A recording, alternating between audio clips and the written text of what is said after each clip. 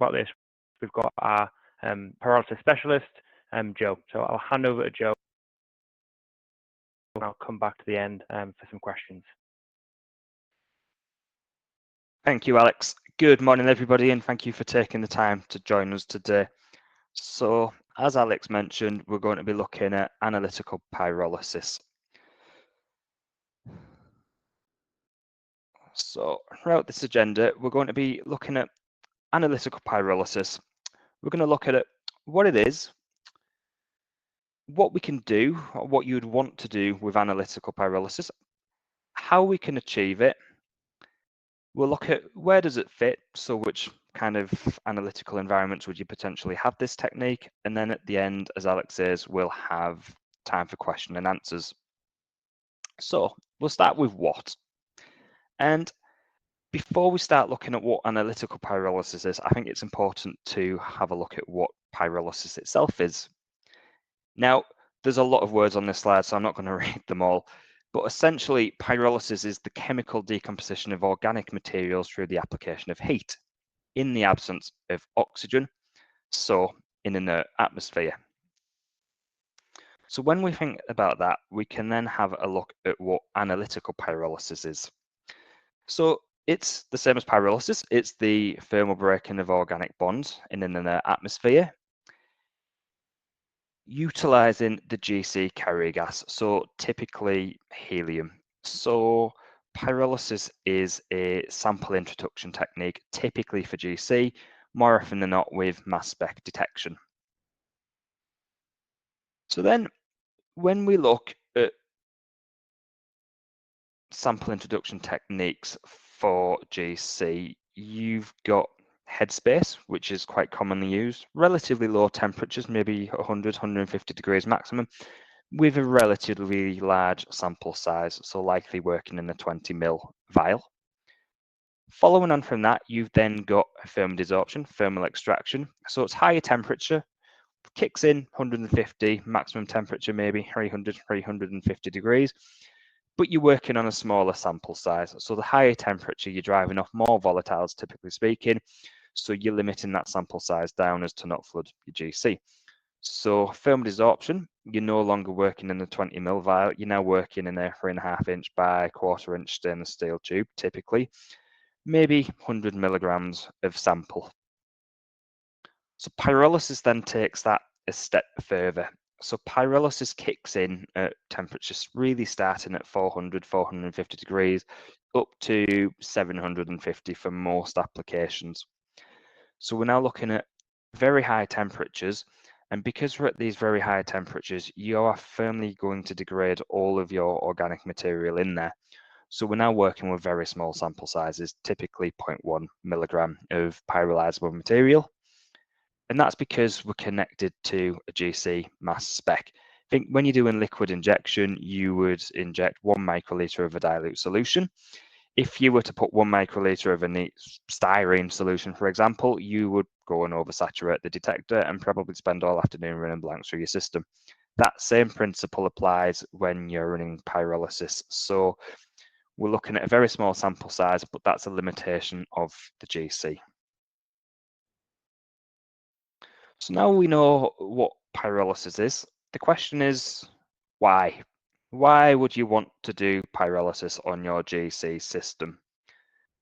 And what it comes down to really is, if we think about the limitations of the GC in terms of molecular weight. So typically, GC, GCMS, you're probably looking at compounds up to C30, maybe C40. Anything bigger than that, really, you're not going to get through your column, and you're not going to identify. So there's no way that you'd be able to get a solid polymer rubber sample and do anything with that with your GC. It'd just sit in your inlet and not do a great deal. So when we pyrolyze, we're now taking that large molecular weight material, your polymeric materials, and breaking them down into smaller analytes, typically your monomer, dimer, trimer, short molecular weight oligomers, which now will go through your GC. So what we're doing is expanding the range of what you can actually do on the equipment that you've already got in your laboratory. So again, why pyrolysis? Because we're attaching to GCMS, we've got all the benefits typically available. So we get very good detection limits, GC, mass spec these days, PPB, PPT. With pyrolysis, we also see very little sample prep. So we would take a solid sample, load it into a quartz sample tube and load that into our system, and then we're good to go. What that means is we remove the need for any solvents. So we no longer have to do solvent extractions. If you were looking at VOCs within your sample, for example, you could run at 300 degrees, do a thermal extraction rather than a solvent extraction. And your sample doesn't have to be soluble. We can work in any sample matrix. So typically liquids and solids. And it doesn't matter what the matrix of that solid sample is. If you can fit it into the tube, we can analyze it. The other benefit is that we require, as I said previously, a very small sample size, so typically 0.1 milligram of pyrolyzable material. So if you think for the arts world or the forensics, that's a benefit in itself.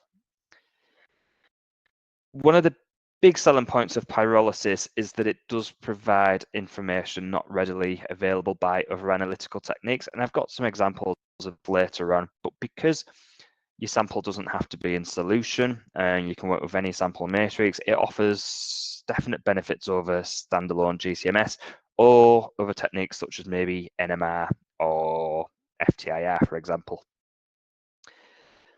Pyrolysis is also inherently fingerprintable, and we'll come on to this later on, but if you were to run the same reference material 50, 100, 1,000 times, your pyrogram is pretty much going to overlay identical.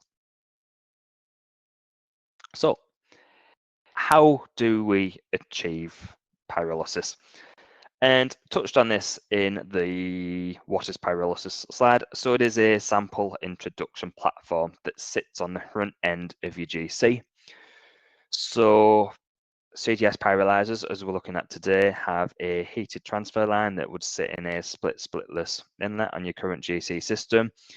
We utilize the current GC carrier gas, so we don't need any extra or additional gases or services. We also use a remote start connection between pyrolyzer and GC, so probably common to headspace or thermal desorption systems if you've used them in the past. What we then have is a quartz sample chamber surrounded by our platinum heating filament, inside of which our quartz sample tube loaded with sample is inserted. We heat our sample chamber, and in the basic configuration, that then triggers the GC, and pyrolysis generated are passed across for analysis. So we're briefly going to look at the 6000 series pyrolyzer. Now we've got two configurations available here, and from the outside, they both look identical. So the CDS 6150 allows for direct pyrolysis up to 1300 degrees. Now what we mean by direct is you pyrolyze your sample, those pyrolysates are passed straight across the heated transfer line and into your GC for analysis. We can do up to 10 temperature methods per sample. Now this far exceeds anything that you're ever going to need. Typically 2 or 3 samples, very good. Now, what we mean by this is essentially multi-step analysis. So you could load your sample, automatically heat to say 200, get a GC mass spec profile for volatiles. We could then take that to 300 for semi-volatiles before pyrolyzing our sample at 650, 700 to look at polymeric material present. It's a heated transfer line.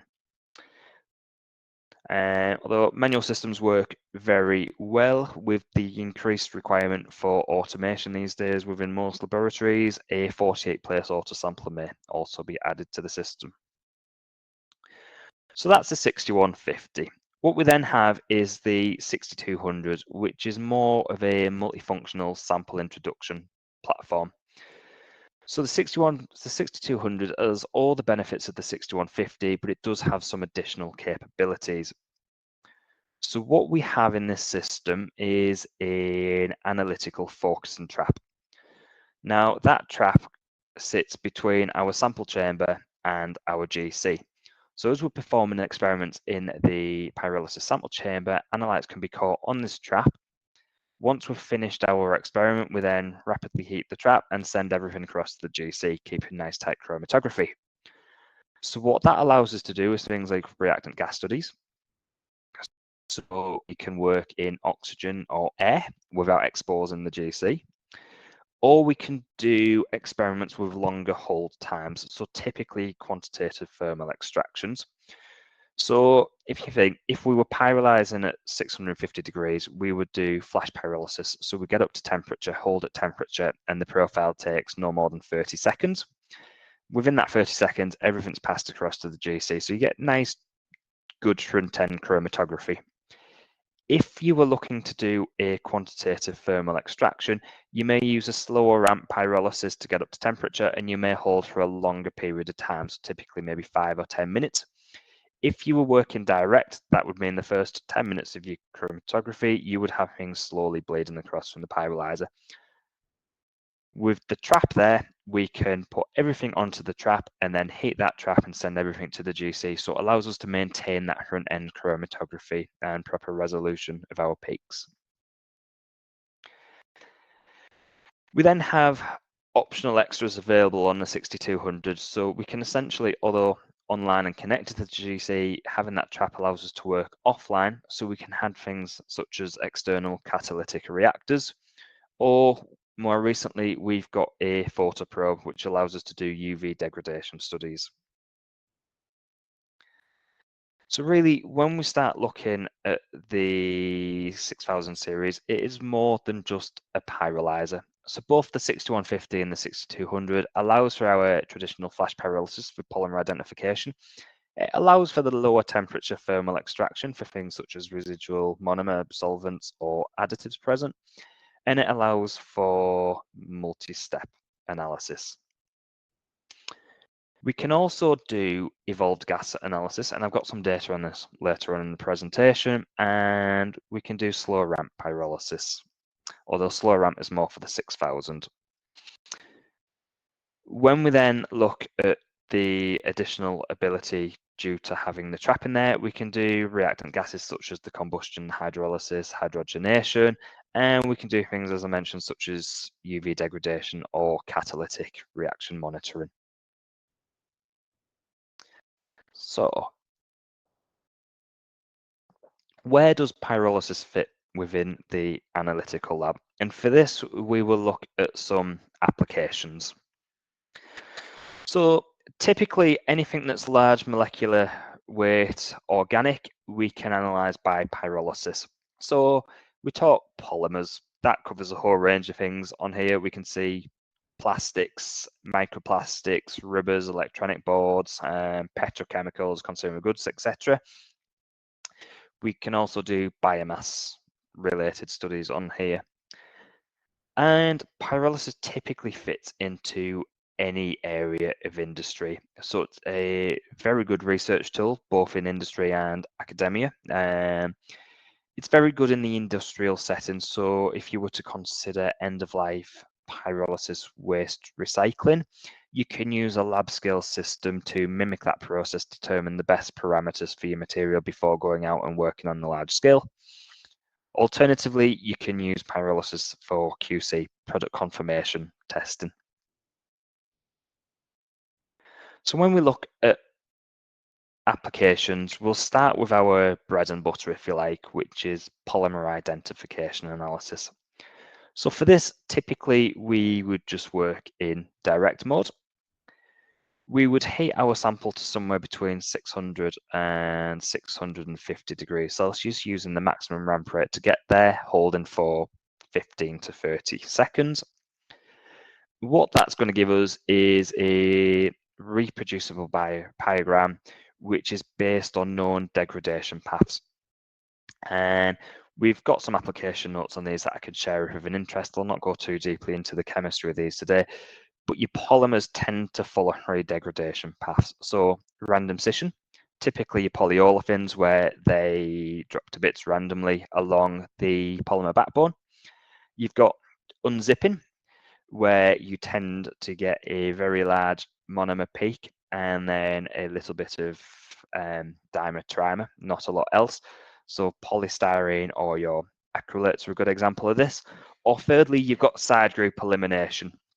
So this is where we lose our side group and then you tend to generate a whole load of aromatics. And a key example of a polymer that falls a group via side group elimination would typically be PVC. So in that peak, you'd see, in that pyrogram, you'd see a very big peak of hydrogen chloride and then low-level aromatics, all fingerprintable. Now, what that means is because these drop to bits in the same pattern every time, regardless, we can look for marker compounds. So as you'll see in the upcoming data sets that we've got, pyrolysis tends to generate a lot of peaks due to the way the degradation occurs. But what we need to do is find marker compounds. So we've got no need, if we're just doing polymer identification, to go through every peak individually. So what we've got here is a nice example of some trace fibers from a forensic application. So it's known, but both of these are nylons. And already without looking at these peaks, you can see two very different chromatograms. So in the top peak, we see caprolactam, which is a marker compound for nylon 6. And in the bottom compound, we see cyclopentanone and a trimer, which are marker compounds for nylon 6,6. Very readily identifiable by pyrolysis. Other techniques such as FTIR, for example, may struggle to identify the differences between the actual variations of nylon. Another very good example that I like to show for the benefits of pyrolysis is tire samples. So again, we've got two tires here, two very distinct pyrograms. And if we look at the largest peaks here that we can see in the top one, we see isoprene and we see the isoprene dimer. So they are more marker compounds for polyisoprene. Bottom pyrogram, we've got peaks for butadiene and styrene, and they are marker peaks for styrene butadiene rubber. Again, relatively easy here. There's not that many different polymer types used for car tires. Again, very good example for pyrolysis because it really doesn't matter what the sample matrix is, we see the organic content. These black rubbers are not always very easy to get into solution, which makes NMR very difficult. And because they are so full of carbon black, you don't always get the best traces from FTIR. So very good example for pyrolysis and the benefits of. So quite a hot topic at the moment is microplastics analysis. And I think most of the conversations that we have these days around analytical pyrolysis are probably focused towards microplastics. So we've got some examples of data obtained from microplastic samples now. And what we're going to look at is reproducibility. We're going to look at identification. We're then going to look at calibration for quantification, which is where the technique seems to be moving to these days. We're then going to look at sample prep. So earlier in the presentation, I said you pretty much get a sample, put it into a tube, and then you're good to analyze. That's true for 95% of applications. Microplastic analysis tends to be a little different because you've typically got very large sample matrices that in themselves are probably organic in nature. So we'll look at the sample prep required for some of these sample matrices. We'll then obviously look at some actual results. So we'll start reproducibility. So what we've got here is this nice polymer sample. You can see it's not very homogeneous. So what we've done is taken 0.1 milligram and we've ran this 5 times in duplicate. What we've then done is identified this as a polyethylene and polypropylene. So we've taken the ratio of the polypropylene trimer against 1 decene for polyethylene, and we've taken the areas. We've then taken the peak area ratios for these, and we've got an RSD of 9.141%. Not bad, but not fantastic. So what we really need is a more homogeneous sample here. So what we now have is a cryomill. So we've taken 5 milligrams of this material and we've milled it into a very fine powder. We've then taken that fine powder again, and once again, we've repeated the analysis of that 5 times. Again, we've taken our peak area ratios of the polypropylene and the polyethylene marker compound, and this time we've got a much better RSD of 1.62%. So when we're looking at samples that are not necessarily homogeneous, we need to really consider reproducibility and how we are going to prepare our samples for analysis to get these better results. What we're then going to look at is identification of microplastics. So what we've done is taken 6 of the most common plastics that people are looking for when they say microplastics. We've analysed these and we're looking for marker compounds.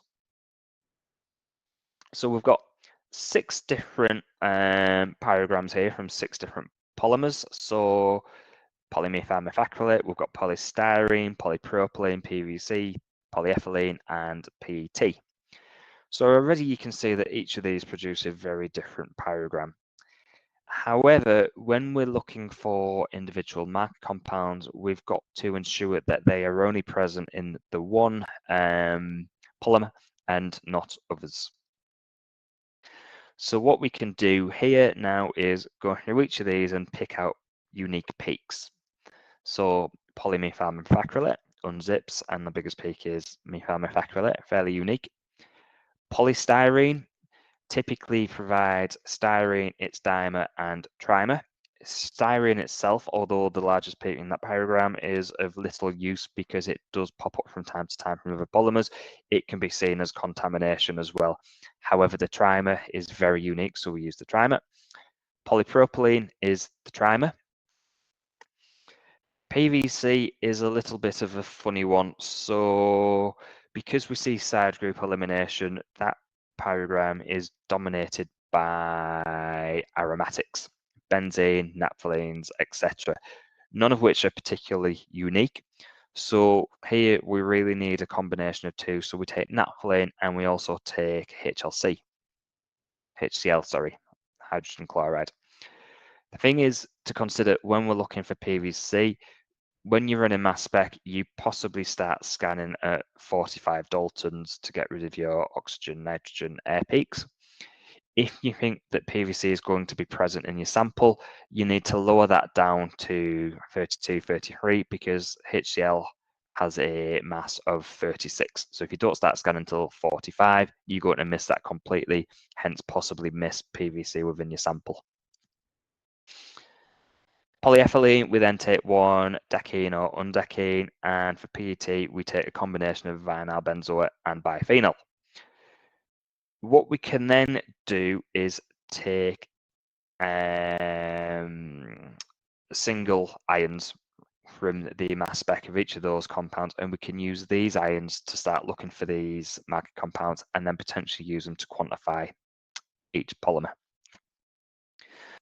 So now that we know what we're looking at marker compound wise and where these elute within our pyrogram, we can then start to look at calibration preparation. So what we've done here is taken 1 milligram of each of our 6 polymers. We've added these to 150 milligrams of earth. We've then cryomilled that sample with the CGS cryomill to get a homogeneous material. That's then produced our stock standards, which we've then been able to take subsamples of and analyze via the pyrolyzer. So for our calibration, we've got 6.67 micrograms per milligram stock standard. For our calibration curve, we've then taken different levels of this. So 0.5 milligram, 2.5 milligram, added them to the disc tubes for analysis. Now, what you will realize here maybe straight away is that earlier on, I said we were working with a maximum sample size of 0.1 milligram. that's of pyrolyzable material. So the earth that is within these standards is essentially going to remain within our sample tube, and it's not going to be passed across to the actual GC. See, same as GC analysis. So when we provide or producing the calibration curve, we want to use the same method that we're going to actually use for running of our samples. So we've got a calibration curve for each of our 6 polymers. We've got very good linearity for all of them, and we've just picked the curve for polymethyl methacrylate here to give you an indication of the actual calibration curve. So now that we've got our calibration and we know what we're looking for, we can start to look at some actual samples. Now, for this example, we've taken shellfish. It's not the easiest sample to work with, but it gives a very good idea of the actual workflow potentially involved in identifying and quantifying microplastics in shellfish sample. So what we've done here is taken 1 gram of tissue, so a relatively large sample size. We've then digested this in potassium hydroxide in a microwave digestion system. So then we've got everything in solution. We're then going to filter onto quartz fiber papers. Now, what we've done during this digestion is actually digested the shellfish sample and left the microplastics as solid particles. Again, got some really good application notes on this specific application that I'd be more than welcome to share. So once we've digested that shellfish, we're then going to filter our sample through, and it's very important here that you use a quartz filter paper. Quartz itself is not volatile, so then when we go to pyrolyze material off, the filter is going to remain intact. Once we've then got our microplastic particles on this filter paper, we're again going to cryomill. Your filter paper, obviously, your particles are going to be individual. So what we want is a nice fine powder that's going to give reproducible results. Once our filter has been milled, we then take 2 milligram of that and pyrolyze.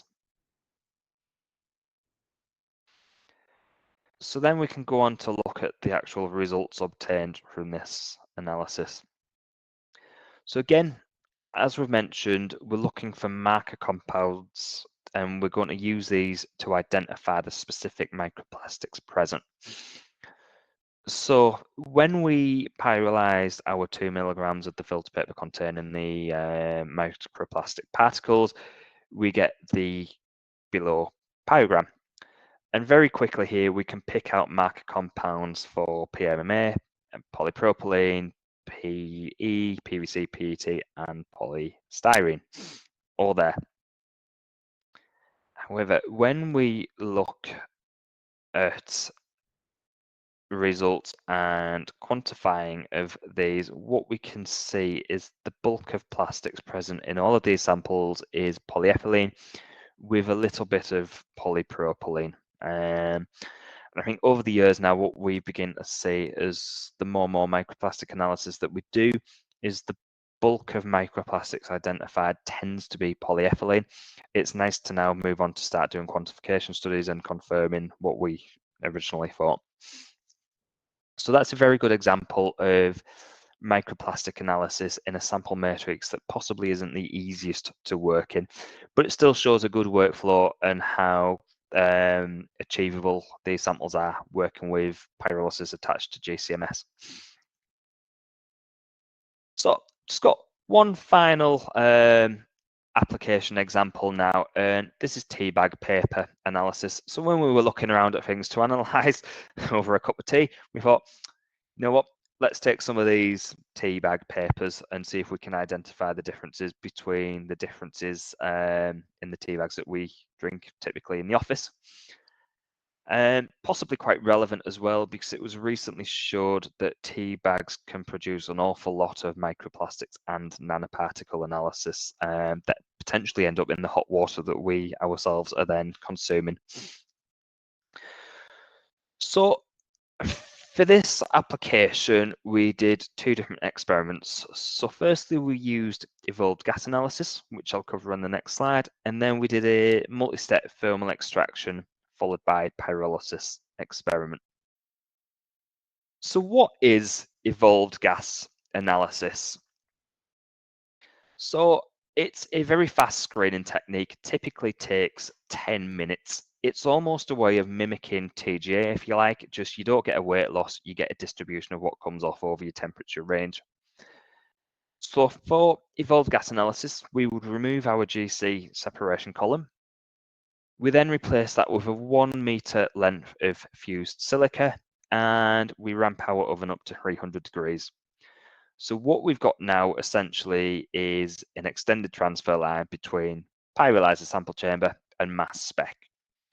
So if you like, it's almost mimicking old school probe MS experiments. We then place our sample into the sample chamber, and we typically start ramping at 100 degrees up to 800 degrees at about 100 degrees per minute. And what you can then see is you will get a distribution of everything coming off over the temperature range. Very quick experiments, typically 10 minutes. So when we look at our tea bags, we've taken 0.1 milligram of the paper. We've heated from 50 degrees up to 800 at 100 degrees per minute using the EGA configuration.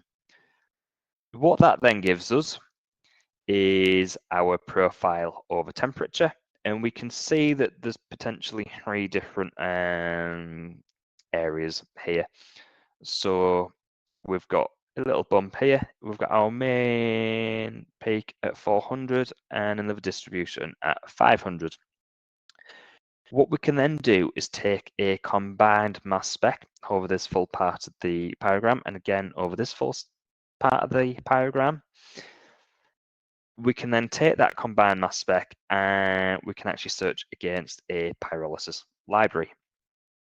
So the top match within that library for the peak at 400 is paperboard, and the top match for the distribution at 500 is styrene acrylate blend. Once we've done this evolved gas analysis, we can then take our temperatures gained. So here, say we could maybe do a run at 300, 425 and 550 and do multi-step analysis. So in multi-step analysis, we're going to have our GC column back in there. We're going to get our full pyrograms and we can determine exactly what's coming off over these different distributions. So when we run at 300 degrees, we're really looking at volatiles, semi-volatiles, and we can see that there's caffeine in there from the actual tea itself. When we run at 425, we can see levoglucosanol, which is a marker compound for cellulose.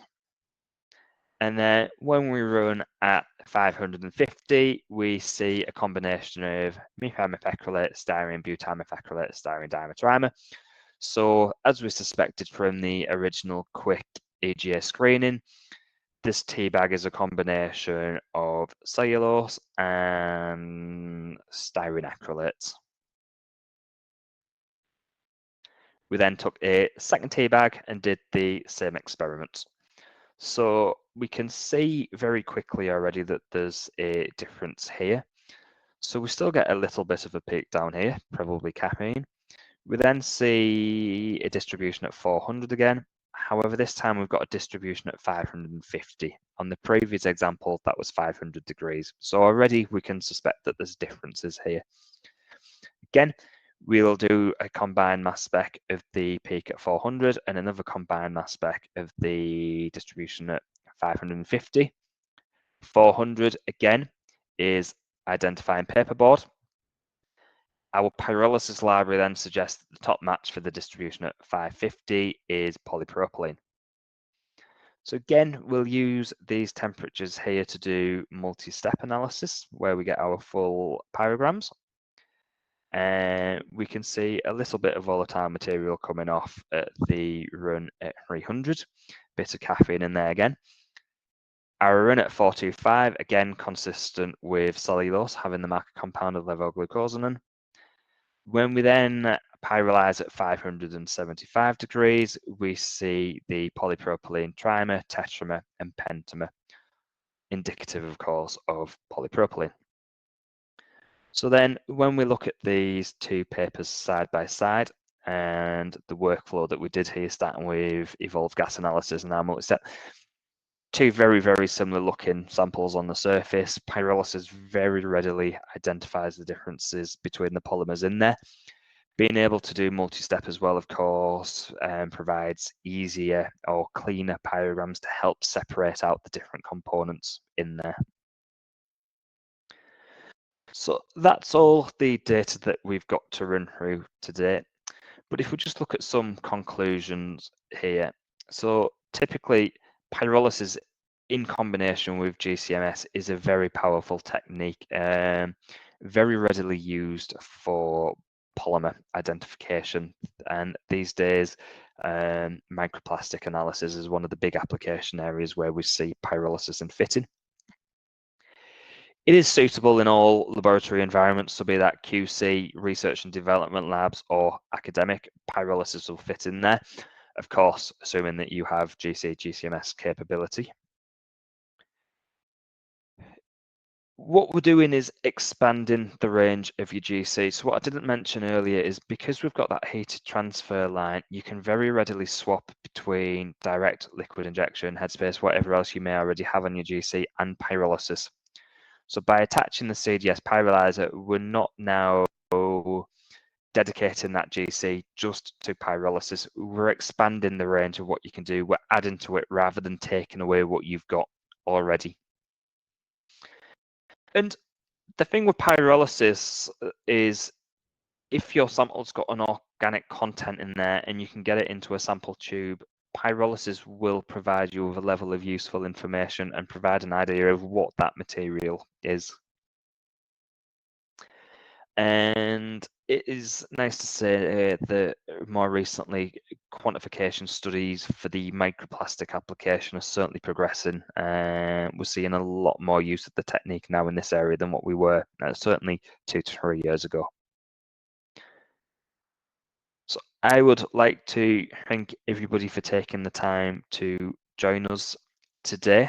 And before we move on to any questions, I'd just like to add that Analytics will be doing another webinar tomorrow morning at 10 o'clock, looking at microwave extraction for organic pollutants. Again, if that's something of interest, please let us know and we can send you a sign-up link for that today. Thank you. Have we got any questions? Not yet. Well, thank you very much. That was a really, really interesting session. We've still got a few minutes now. If anyone else has got any questions, so we'll hang about for now. But if not, we'll end this session.